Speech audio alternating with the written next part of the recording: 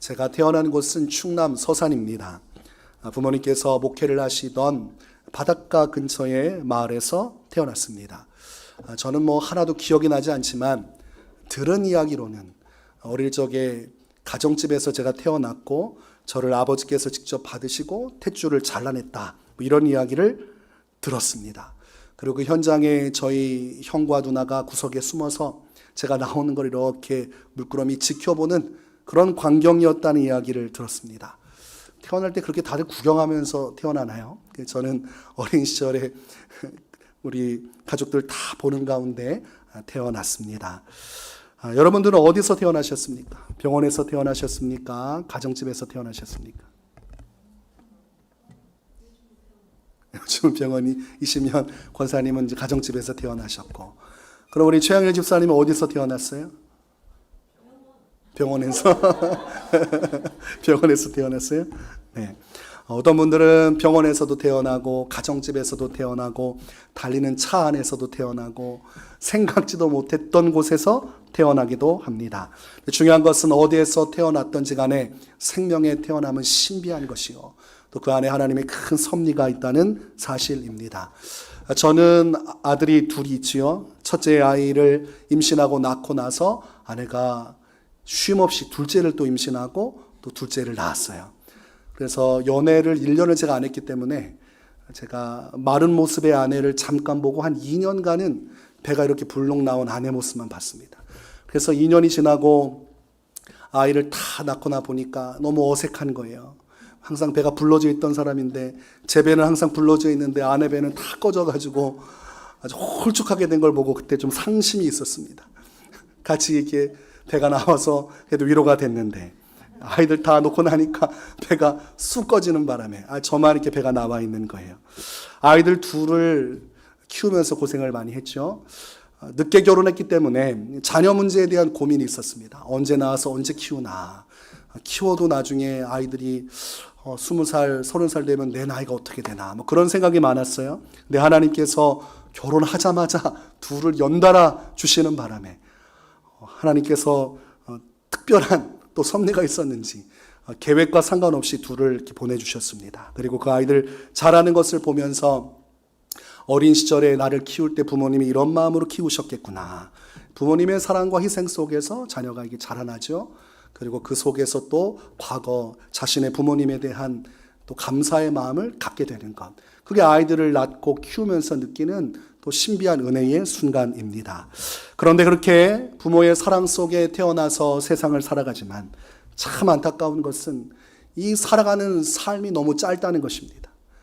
그렇게 고생해서 태어나고 부모 품에서 1년간 그렇게 고생해서 나왔으면 한 300년, 400년은 살아야 이게 조금 수지타산이 맞는 건데 1년간 고생해가지고 낳는데 100년을 못 살고 죽으니 얼마나 삶이라는 것이 너무 아쉽습니까? 그래서 인생은 혼자 와서 혼자 가는 아주 짧은 그런 순간의 경험이라고 할 수가 있겠습니다. 시편 90편 10절을 보면 우리의 연수가 70이요 강건하면 80이라도 그 연수의 자랑은 수고와 슬픔뿐이요 신속히가니 우리가 날아가나이다, 이렇게 말씀합니다. 인생이 얼마나 빨리 지나가는지 성경은 날아가고 있다고 말해요. 날아가는 것 중에 느린 것 있습니까? 비행기가 얼마나 빨리 날아다닙니까? 우리 인생이 그렇게 너무나 빠르게 태어나고 자라나고 또 장년이 되고 노년의 시간, 죽음의 시간까지 순식간에 삽시간에 흘러가고 마버린다고 성경은 말씀하고 있는 것입니다. 근데 부모의 큰 사랑 안에서 태어나서 그 사랑 안에서 자라나다가 결국은 얼마 안 있어서 또 부모님을 보내드리고 또 부모의 뒤를 이어서 삶을 마감하는 것이 우리의 인생이에요. 그래서 우리의 인생을 한마디로 표현하면 너무나도 아쉽다, 이렇게 말할 수 있습니다. 이제 조금 인생을 알 것 같고 이제 인생의 지혜를 배운 것 같은데 이제 조금 후면 또 삶을 마감할 준비를 하고 인생의 것들을 정리할 때가 다가온다는 것은 너무나 슬픈 일입니다. 여러분 얼마나 더 살고 싶으십니까? 제가 찝어서 질문을 해야 대답이 나올 줄 알고, 우리 최양열 집사님 얼마나 더 살고 싶어요? 50? 지금부터 50년을 더 살고 싶다는 거죠? 너무 소박한 거 아닙니까? 그러면 80대인데 금방 올 텐데 괜찮겠어요? 네. 어머니는 계속 계산을 하고 있어요. 어떻게든 오래 살아야 되는데. 네. 인생이라는 건 너무 짧기 때문에 저마다 오래 살고 싶은 마음이 있어요.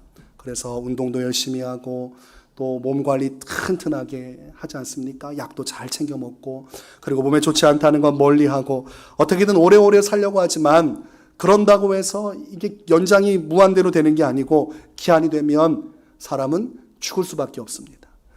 부모님의 품 안에서 홀로 태어나서 많은 사람들과 유대관계를 갖고 삶을 누리며 살지만 결국은 혼자 되어 혼자 죽음을 맞이하는 것이 인생입니다. 오늘 본문의 말씀을 보면 예수님께서 사람이 되셔서 이 땅에 태어나실 것을 이사야 선지자가 예언하는 말씀을 담고 있습니다. 그러므로 주께서 친히 징조를 너에게 주실 것이라.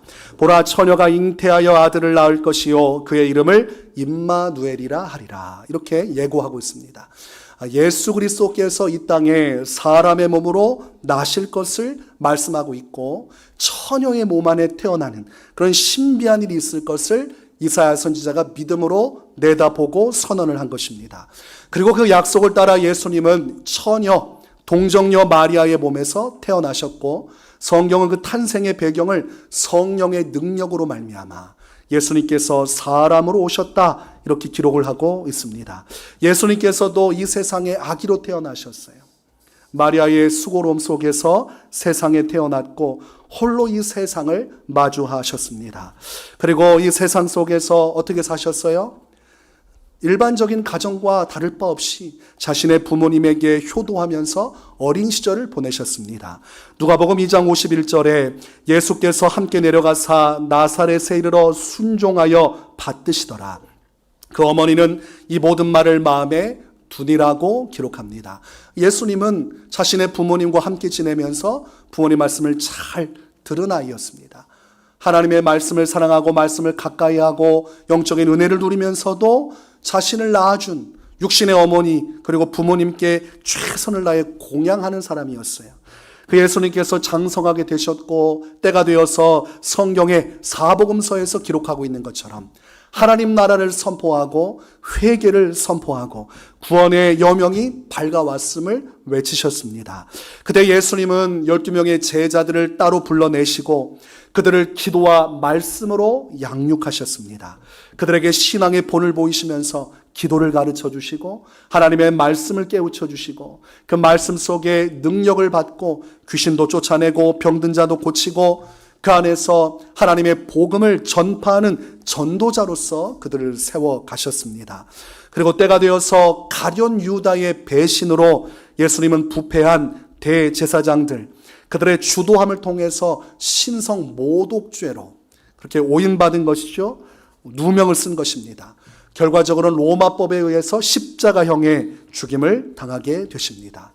이 땅에서 마리아의 품 안에서 태어나신 예수님, 힘겨운 나날들 이 복음을 전파하고 핍박을 당하고 사람들에게 외면당하는 그 시절을 지나 결국은 십자가에서 쓸쓸하게 홀로 죽으셔야만 했습니다.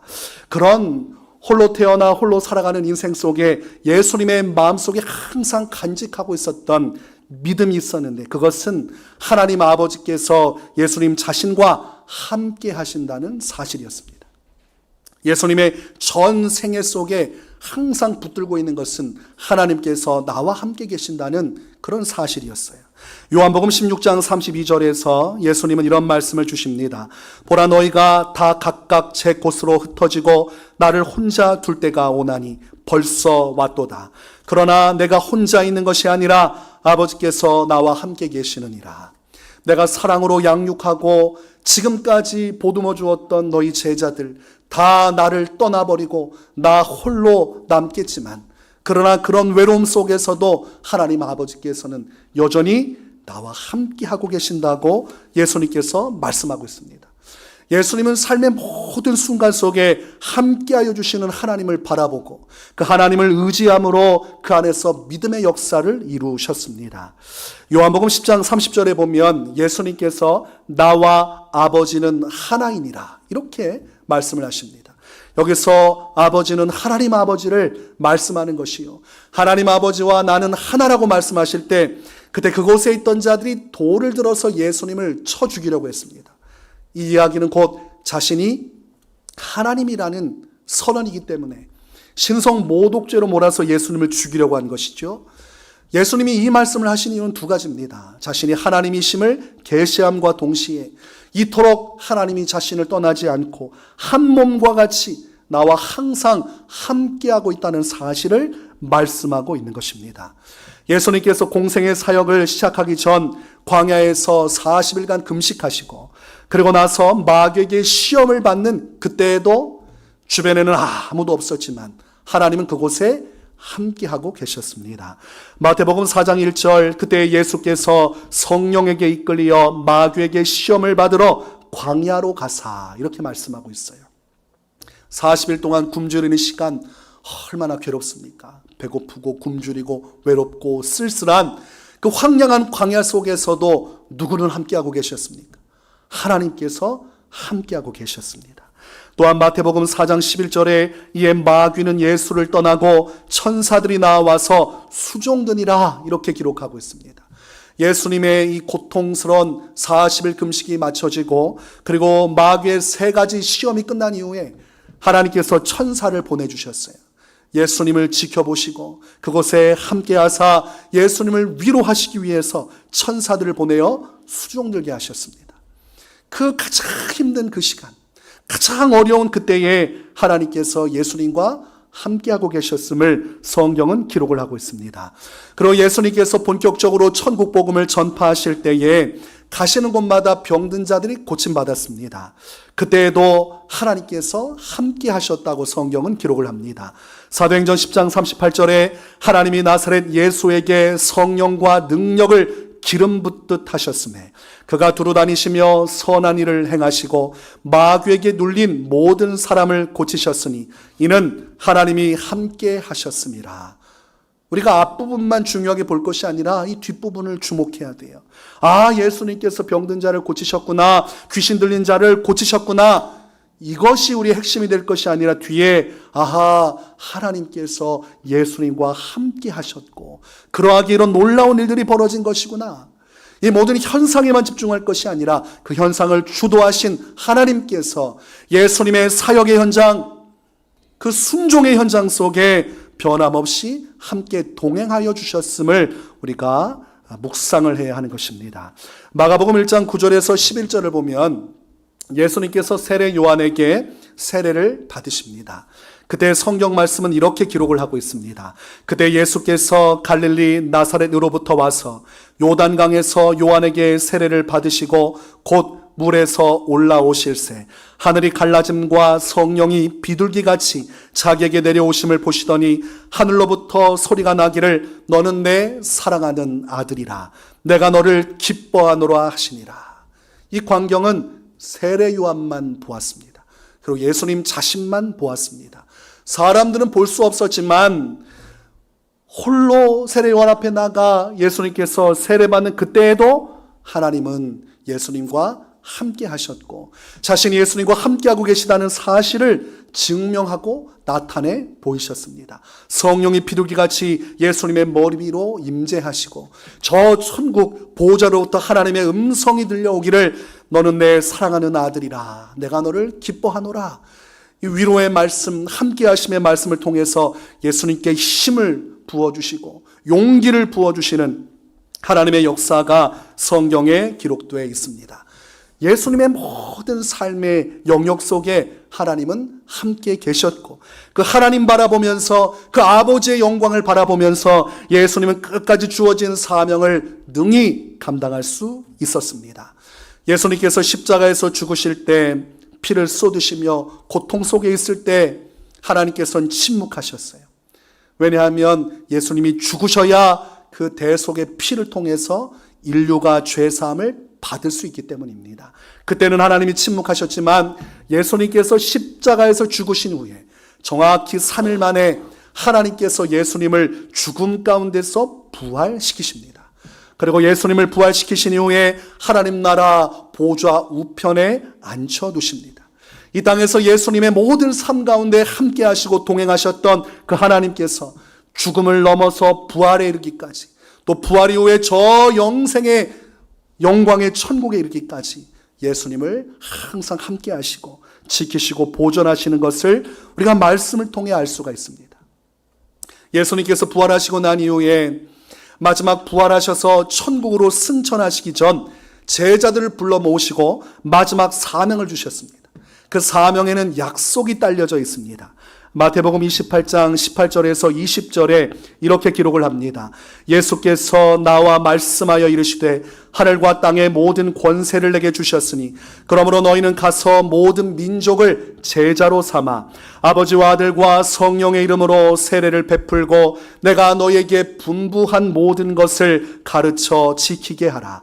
볼지어다 내가 세상 끝날까지 너희와 항상 함께 있으리라. 이 말씀에서는 복음을 전파하라, 문영혼들을 제자 삼아 복음을 가르쳐 순종하는 길로 이끄는 사명자로 살아가라. 그러면서 뭐라고 말씀하셨어요? 내가 세상 끝날까지 너희와 항상 함께 있으리라. 우리의 인생 가운데, 우리의 모든 삶의 영역 속에 우리 주님께서 함께 하실 것을 약속하고 있습니다. 하나님 아버지께서 예수님 그분의 삶과 죽음과 부활 영원한 삶에 이르기까지 함께 하신 것처럼 예수님을 믿는 그의 백성들, 그의 자녀들 인생에도 동일하게 함께하여 주실 것을 약속하고 있는 것입니다. 그래서 예수님의 탄생을 성경이 예고하면서 예수님의 이름을 임마누엘이라고 지정했습니다. 임마누엘은 하나님께서 우리와 함께 계시다. 이 예수님을 믿는 그의 인생 가운데 하나님께서 함께 계시겠노라는 약속이 담겨져 있는 것입니다. 그러므로 오늘날 우리가 예수님을 구주로 믿고 그분을 믿고 따르는 성도라면 우리의 인생 속에도 하나님은 보이지 않으시지만 예수님의 인생 가운데 함께 하신 것처럼 우리의 인생 속에도 하나님은 동일하게 함께하고 계시는 것입니다. 이 땅에서도 우리와 함께 계실 것이요 죽음을 넘어 천국에 이르기까지 하나님은 우리와 함께 하십니다. 하나님을 믿고 의지했던 믿음의 사람들은 이 임마누엘의 믿음이 있었습니다. 모두가 다 공통적으로 하나님이 자신과 함께 한다는 사실을 믿고 그 믿음 안에서 소망을 가지고 살아갔습니다. 여러분, 다윗이 어떤 인생 살았습니까? 어렵고 험난한 인생 살았지만 그가 그 모든 험난하고 위험한 삶의 위기 속에서도 넘어지지 않고 무너지지 않은 이유는 자신과 함께 하시는 하나님을 믿음으로 바라보았기 때문입니다. 시편 23편 4절에 내가 사망의 음침한 골짜기로 다닐지라도 해를 두려워하지 않을 것은 주께서 나와 함께 하심이라. 주의 지팡이와 막대기가 나를 안위하시나이다. 이렇게 분명하게 믿음의 고백을 하고 있습니다. 여러분, 사망의 음침한 골짜기는 도와줄 사람이 아무도 없는 인생의 가장 고통스러운 그 구간을 이야기하는 것입니다. 난 다 죽게 되었구나, 아무런 소망이 없구나, 그런 마음밖에 들지 않는 그런 환경 속에, 이 사망의 음침한 골짜기 속에 다윗이 내던져졌지만 다윗이 그 속에서 다시 일어나고 다시 하나님의 영광을 누릴 수 있었던 것은 주께서 나와 함께 하심이라, 임마누엘의 하나님에 대한 믿음을 가지고 있었기 때문입니다. 시편 27편 3절에서 군대가 나를 대적하여 진칠지라도 내 마음이 두렵지 아니하며 전쟁이 일어나 나를 치려 할지라도 나는 여전히 태어나리로다, 이렇게 말씀하고 있습니다. 나 홀로 있고 수많은 대적들 군대가 나 하나 잡으려고 나를 둘러 진치고 있어도 나는 두렵지 않다는 것이죠. 그리고 전쟁이 일어나 나를 잡아 죽이려는 사람들이 나를 쫓아와도 그런 전쟁의 소식 속에서도 나는 오히려 태어나다고 말합니다. 그 이유가 무엇일까요? 하나님. 그 하나님께서 여전히 나와 함께 하시기 때문에, 그 하나님이 나와 함께 계신다면 어떠한 위기도 이겨낼 수 있을 것을, 해를 두려워하지 않고 오직 주님을 바라보며 그 믿음으로 나아가고 있는 다윗의 신앙을 살펴볼 수가 있습니다. 여러분, 다윗이 이렇게 함께 하신 하나님을 바라보았고 믿었고 그 하나님께 소망을 가졌어요. 그래서 그의 인생 어떻게 됐습니까? 망할 것 같으나 망하지 않았고, 재기할 수 없을 것 같으나 재기하였으며, 아무런 소망이 없어서 어찌할 바 모르는 상황 속에서도 하나님께서 길을 내셔서 그에게 영원한 영광스러운 왕으로서 메시아 나라를 준비하는 자로서 하나님 나라를 위해 귀하게 쓰임받게 해주셨습니다. 하나님께서 다윗에게 너는 장차 왕이 될 것이라고 예고하고 나서 10년간 엄청난 고난이 있었습니다. 고난이 있다고 해서 절망하지 않은 것은 그 고난 속에서 주님이 함께하고 계시기 때문이고, 그 고난을 통하여서 하나님께서 이루고자 하시는 목적이 있기 때문이죠. 다윗의 10년간 고난이 왔지만 그 이후에는 하나님께서 그를 예비시킨 대로 그를 왕으로 삼아주셨어요. 유대의 왕이 되게 하시고 온 이스라엘의 왕이 되게 하시고 굳건한 나라를 세우게 하심으로 장차 이루어질 예수 그리스도 메시아의 나라를 꿈꾸게 하셨습니다. 오늘날 우리가 인생 가운데 어려움이 찾아와도 낙심하지 말 것은 우리의 인생 또한 어려움의 구간에 주님이 동일하게 함께 하시고 그 고난을 통해서 우리에게 더 나은 미래를 하나님은 반드시 열어주실 것이기 때문입니다. 이 구약 속의 다윗뿐만이 아니라 신약의 인물들도 함께 하신 하나님을 믿음으로 바라봤습니다. 바울이 배를 타고 로마로 향할 때 거대한 광풍이 몰아닥칩니다. 그래서 그 배가 가려고 하는 목적지가 있었지만 자신들의 의지와 상관없이 그 광풍에 밀려서 하염없이 떠밀려가기 시작을 합니다. 아무것도 할 수 없는 무기력한 나날들이 계속해서 진행되고 배가 이렇게 가다가는 반드시 파손하게 될 것을 깨닫자 사람들은 절망하기 시작을 합니다. 그러나 그 가운데서도 유독 사도 바울 한 명만 소망을 가지고 있음을 알 수가 있죠. 그 이유가 무엇일까요? 하나님께서 함께 하신다는 사실을 사도 바울은 믿었기 때문입니다. 사도행전 27장 20절에서 26절을 보면 그 당시 상황을 이렇게 기록을 합니다. 여러 날 동안 해도 별도 보이지 아니하고 큰 풍랑이 그대로 있음에 구원의 여망마저 없어졌더라. 여러 사람이 오래 먹지 못하였음에 바울이 가운데 서서 말하되 여러분이여 내 말을 듣고 글에 대해서 떠나지 아니하여 이 타격과 손상을 면하였더라면 좋을 뻔하였느니라. 내가 너희를 권하노니 이제는 안심하라. 너희 중 아무도 생명에는 아무런 손상이 없겠고 오직 배뿐이리라. 내가 속한 바 곧 내가 섬기는 하나님의 사자가 어젯밤에 내 곁에 서서 말하되 바울아 두려워하지 말라.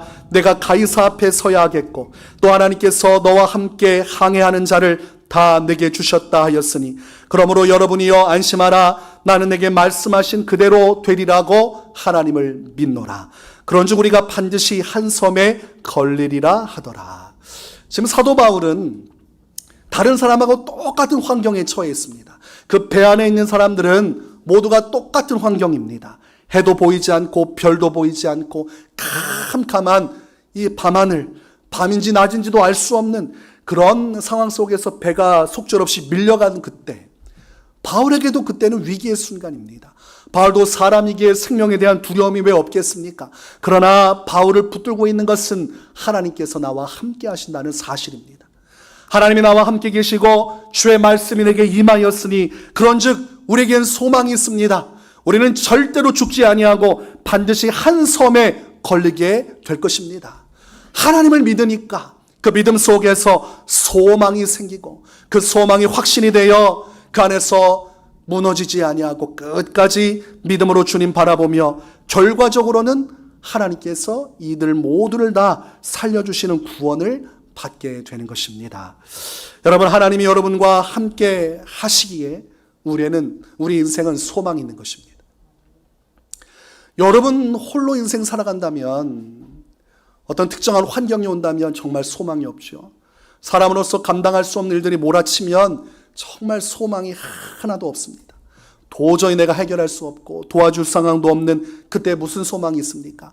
그러나 성도는 아무리 상황이 어려워도 절대로 그 상황에 넘어질 수 없는 것은 그 가운데서도 하나님은 함께하고 계시기 때문입니다.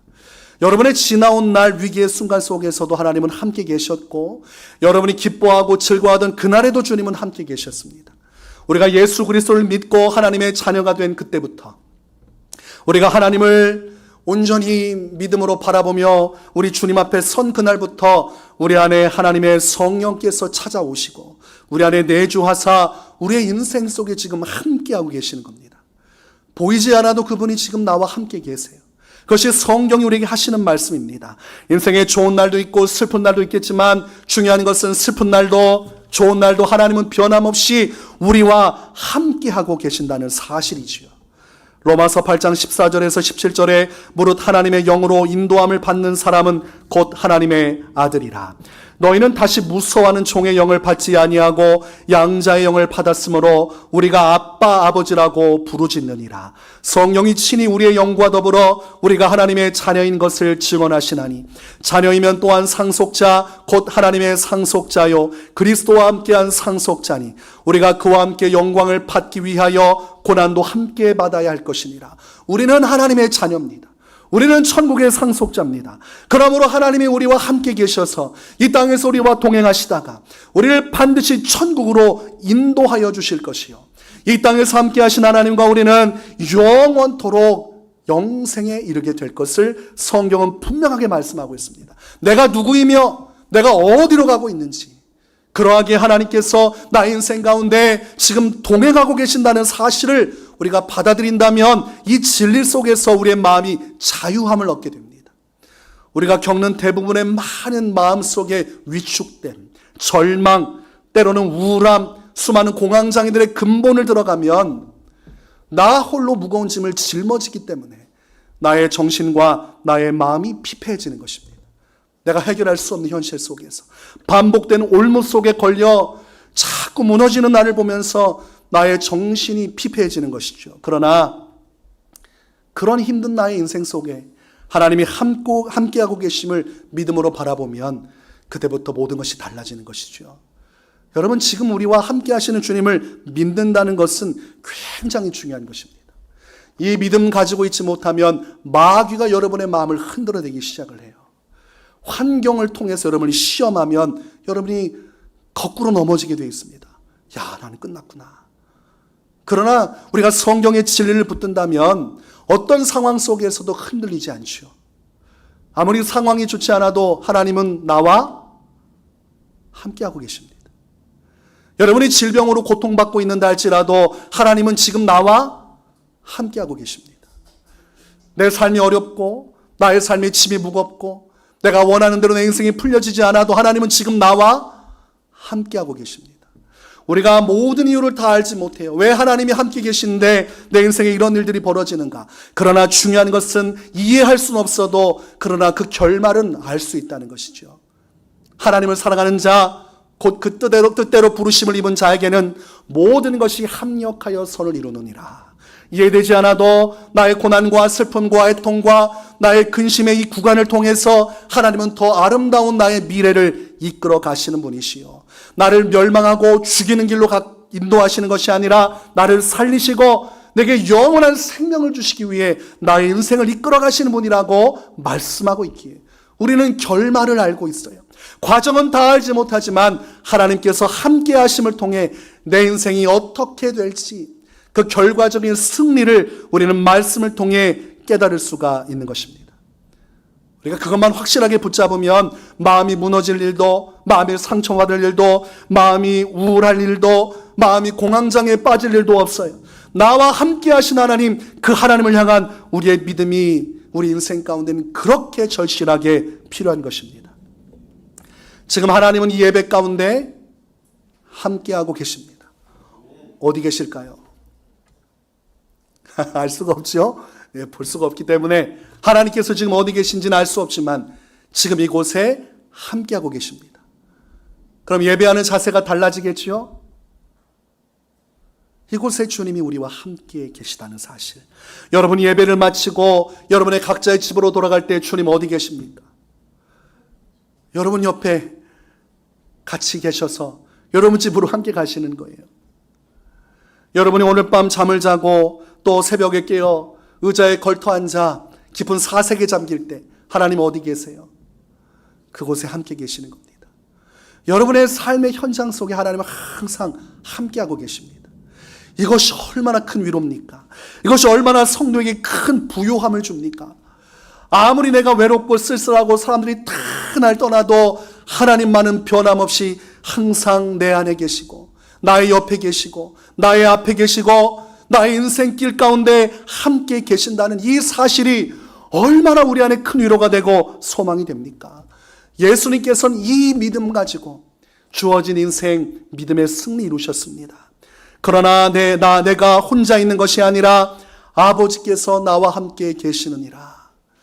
다 나를 떠나고 내가 홀로 남겨질지라도 실상은 혼자 있는 것이 아니라 아버지께서 나와 함께 계시느니라. 여러분의 인생이 혼자 태어나서 혼자 죽음을 맞이할 때, 육신적으로는 혼자 죽음 앞에 서서 혼자 죽어야만 하지만 그곳에 누가 함께 계십니까? 예수님이 함께 계세요.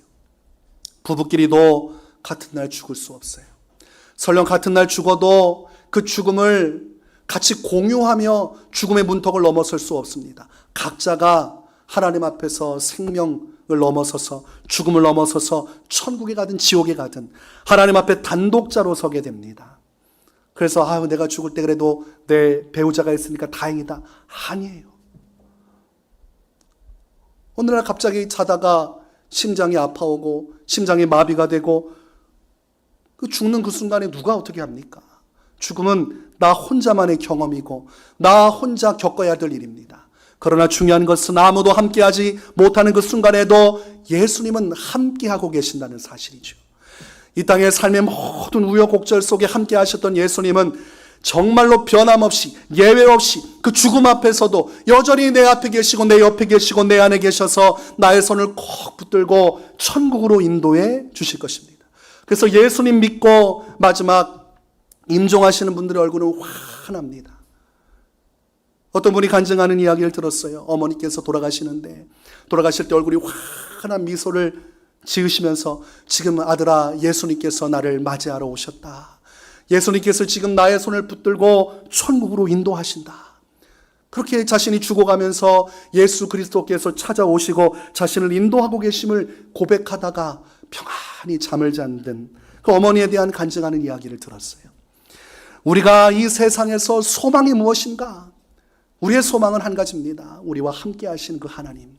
그 하나님을 바라보고 그 하나님을 사랑하고 그 하나님의 손을 붙들고 힘들고 어려운 인생이라도 험악한 세월일지라도 소망을 가지고 살아가다가 장차 죽음의 문턱이 다가올 때도 예수님의 손 붙들고 예수님과 함께 천국에 이르러 영원히 주님과 함께하는 것, 이것이야말로 성도의 소망이요, 이 세상 속에서 우리가 가지고 있어야 할 큰 위로가 아니고 무엇이겠습니까? 한번 우리가 따라서 해보겠습니다. 내가 혼자 있는 것이 아니라 아버지께서 나와 함께 하십니다. 우리 두 번 더 해보겠습니다. 내가 혼자 있는 것이 아니라 아버지께서 나와 함께 하십니다. 마지막으로 한 번 더 합니다. 내가 혼자 있는 것이 아니라 아버지께서 나와 함께 하십니다. 이 사실을 붙든다면 여러분 삶 속에 절대로 외로울 수 없고 절대로 인생이 쓸쓸할 수 없어요. 어떤 순간에도 우리는 홀로가 아니기 때문입니다. 수많은 인생 홀로 왔다가 홀로 가며 끝난다고 말하지만 우리는 예수 그리스도 안에서 우리와 함께 하시는 하나님을 믿음으로 바라보아야 할 것입니다. 그 하나님의 안에서 이 세상에서도 소망을 가지고 희망을 가지고 살아가고 또 마침내 죽음을 넘어서 저 천국을 향한 소망의 길로 마침내 큰 승리의 길로 나아가시기를 주님의 이름으로 축원합니다.